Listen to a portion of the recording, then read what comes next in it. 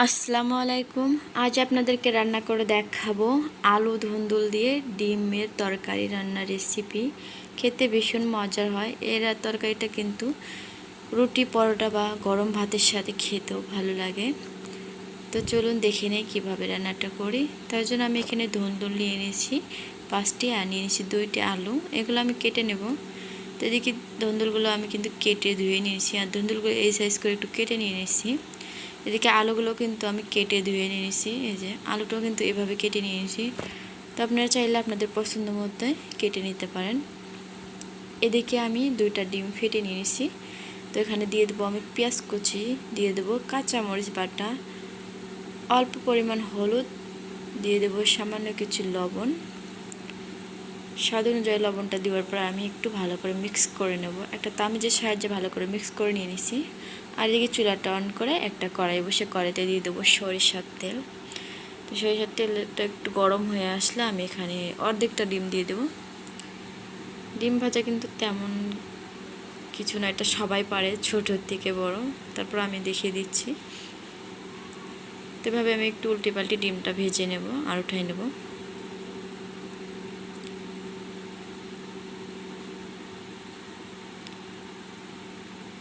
তো এই ডিমটা কিন্তু আমার ভাজা হয়ে গেছে, ওটা উঠাই নিয়ে নিচ্ছি। আর বাদবাকি যেটুকু ছিল এটা আমি ভেজে নেব।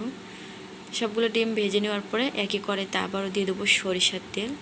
সরিষার তেলে বেশ কিছুটা পেঁয়াজ কুচি দিয়ে দেবো, দিয়ে একটু হালকা নাড়াচাড়া করে দিয়ে দেবো কিছুটা আস্ত জিরা। তো জিরাটা দেওয়ার পর হালকা কিছুক্ষণ ভেজে নেব। পেঁয়াজটা নরম হয়ে আসলে আমি এখানে দিয়ে দেবো আগে থেকে কেটে রাখা আলু। এরপর যে আমি পেঁয়াজের সাথে আলুটা এভাবে একটু নাড়াচাড়া করে ভেজে নেব। যেহেতু ধুন্দুলটা রান্না করতে কিন্তু তেমন বেশি সময় লাগে না, আলুটা একটু সিদ্ধ হতে সময় লাগে, এর জন্য আমি আলুটা এর সঙ্গে একটু ভেজে নিচ্ছি। তো পেঁয়াজটা কিন্তু দেখে নিশ্চয়ই বুঝতে পারছেন এটা কিন্তু ভাজা হয়ে গেছে, একটু লালচে কালার আসছে। তো আলুগুলো মোটামুটি ভাজা হয়ে আসছে। এরপর যে আমি এখানে দিয়ে দেবো পেঁয়াজ বাটা, রসুন বাটা, কাঁচামরিচ বাটা, দিয়ে দেবো অল্প পরিমাণ আদা বাটা, জিরে বাটা। তো বাটা মশলাগুলো দেওয়ার পরে এগুলো আমি এর সঙ্গে একটু ভেজে নেব 1 মিনিটের মতন।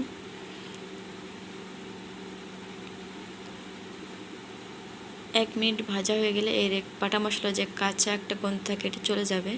তো এই পর্যায়ে দিয়ে দেবো আমি হলুদের গুঁড়া, মরিচের গুঁড়া, দিয়ে দেবো ধনিয়ার গুঁড়া, দিয়ে দেবো স্বাদ মতো লবণ। আর এখানে দিয়ে দেবো সামান্য কিছু পানি। পানিটা দিয়ে মশলাগুলো আমি ভালো করে একটু কষিয়ে নেব। মশলাটা আমি 2 থেকে 3 মিনিট ভালো করে কষিয়ে নেব। তো দেখে নিশ্চয়ই বুঝতেই পারতেছেন মশলাটা কিন্তু আমার কষানো হয়ে গেছে, উপরে থেকে তেল ছেড়ে দিছে। এরপর যে আমি দিয়ে দেবো ধুন্দুল।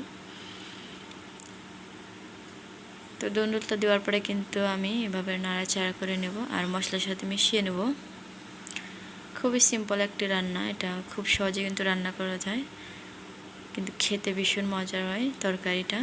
তো আমি ভালো করে নাড়াচাড়া করে মিশিয়ে নেওয়ার পরে এটা ঢাকা দিয়ে দেব, ঢাকা দিয়ে কষিয়ে নেব। তো ঢাকা দিয়ে 2-3 মিনিট পরে ঢাকাটা খুলে আবারও নাড়াচাড়া করে নেব। আর এটা কিন্তু এই ধুন্দুল থেকে অনেকটা পানি উঠে আসছে, এর থেকে আরও অনেকটা পানি ছেড়ে দেবে। এরপর যে আমি ঢাকা দিয়ে আবারও একটু রেখে দেবো কিছুক্ষণ।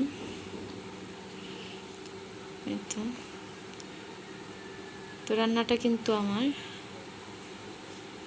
প্রায় শেষের দিকে, যে আলুটা সিদ্ধ হয়ে আসছে। আর যে আমি কিন্তু এখানে এক্সট্রা কোনো পানি ব্যবহার করিনি, ধুন্দুল থেকে যে পানিটা উঠেছিল এটা দিয়ে রান্না করে নিয়েছি।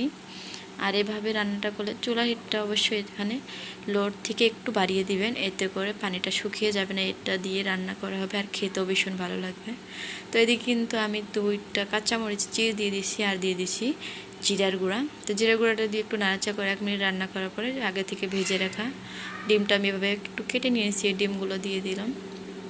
আর তো আমার রান্না, চুলাটা কিন্তু আমি অফ করে দিয়েছি। তো আজকের রেসিপি এই পর্যন্তই। আশা করি আজকের রেসিপি অনেক ভালো লেগেছে। ভালো লাগলে অবশ্যই লাইক কমেন্ট শেয়ার করবেন। আর সবাই ভালো থাকবেন, সুস্থ থাকবেন। আল্লাহ হাফেজ।